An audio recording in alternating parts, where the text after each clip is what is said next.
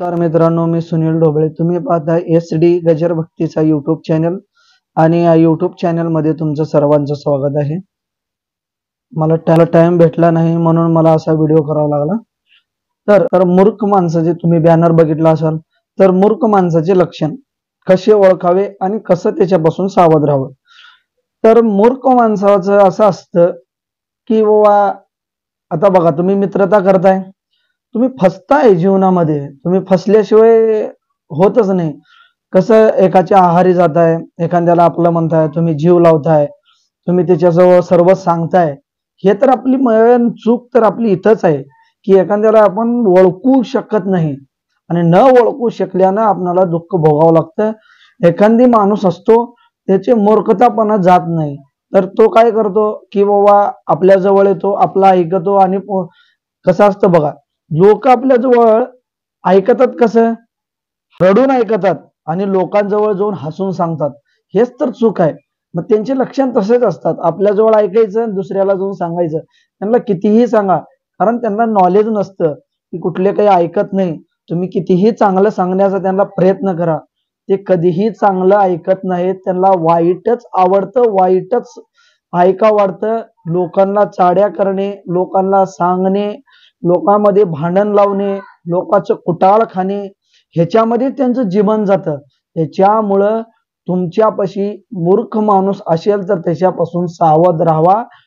कधी ना कधी तुम्हाला त्याच्यापासून काही घडल्याशिवाय राहणार नाही. त्यांचे लक्षण जाणार नाहीत, त्यांना तसेच लक्षण राहतात. एखादी बघा, तुम्ही एखादी तुमच्या पोटातली गोष्ट एखाद्याला सांगताय, ती लगेच जाऊन 4 जणांना सांगतात. मग असे त्यांचे लक्षण असतात. एखाद्याचं कुटाळ खाणार, एखाद्याचं चांगलं होत असेल तर त्याच्यावरती बोलणार, दुसऱ्याचं कसं होतं ते बघणार, स्वतःचा विचार करणार नाही. स्वतः आपण कशी आहोत ह्याचा त्याला भान राहत नाही. तो आपलं भान विसरून जातो आणि दुसऱ्याच्याच ह्याच्यामध्ये असतो. तिच्यासाठी अशा माणसापासून सावध राहावा. तो तुम्हाला कधी ना कधी धोका दिल्याशिवाय राहणार नाही, तुमचं वाटोळं केल्याशिवाय राहणार नाही. तुमच्या जवळच राहतो, तुमच्यापाशीच बोलतो, तुम्हालाच आपलं मानतो, पण तरी पण तो एखादी दिवस तुम्हाला कधी ना कधी धोका दिल्याशिवाय राहणार नाही. त्याला दुसऱ्याचं चांगलं विचार करता येत नाही, चांगलं तो म्हणणार नाही, कुणाला चांगलं सुद्धा म्हणायची त्याची अपेक्षा होत नाही. असं त्याचं असतं.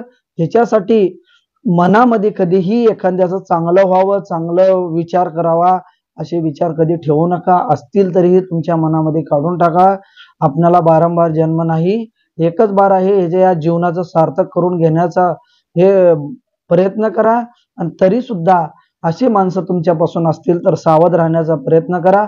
स्वार्थ निघून गेल्यावर तुम्हाला ते तसं करतात आणि त्याच्यामुळं कधी ना कधी ते लोक तुम्हाला सोडून जातात. अशामुळं तुमचे भांडण होतात. त्याच्यामुळं ते लांब जातो, तुम्ही लांब जातात, तो लांब जातो. त्याच्यासाठी असं जीवनामध्ये अशी माणसं ठेवण्यापेक्षा एकटं राहिलेलं जीवन जगलेलं बरं आणि चांगलं राहणं हे महत्वाचं आहे. तर हे माणसाचे गुण तुम्ही जाणून घ्या. तुम्हाला ते लक्षण सांगतो बघा. त्याला तुम्ही कोणती गोष्ट सांगताय, ती गोष्ट त्याला सहन होत नाही, तो लगेच दुसऱ्याला जाऊन सांगतो आणि तुमच्या जवळ येऊन दुसऱ्यांचं काहीतरी घरानं सांगतो त्या माणसापासून. आणि बघा, माणसाला ओळखाय शिका जरा तुम्ही, की 1-2 बार तुम्हाला चटका लागला ना, त्या माणसापासून थोडं सावध राहण्याचं. त्याच्यापासून लांब जाऊ नका, कारण तो तुमच्या जवळ राहण्याचा प्रयत्न करतो. लांब जाऊ नका, पण तुमच्या काही गोष्टी तुम्ही त्यांना सांगू नका. तुमच्या पर्सनल गोष्टी त्यांना सांगू नका. तुम्ही काय करणार आहे ते सांगू नका. तुम्ही हे करणार आहे ते सांगू नका. ते काय उभार बोबाडा करत हिंडतात लगेच, की असं करणार आहे तसं करणार, आणि तिची गोष्ट येऊन तुम्हाला सांगतात. मग असे करून तुमचे संवाद तुमचे वाईट होतात.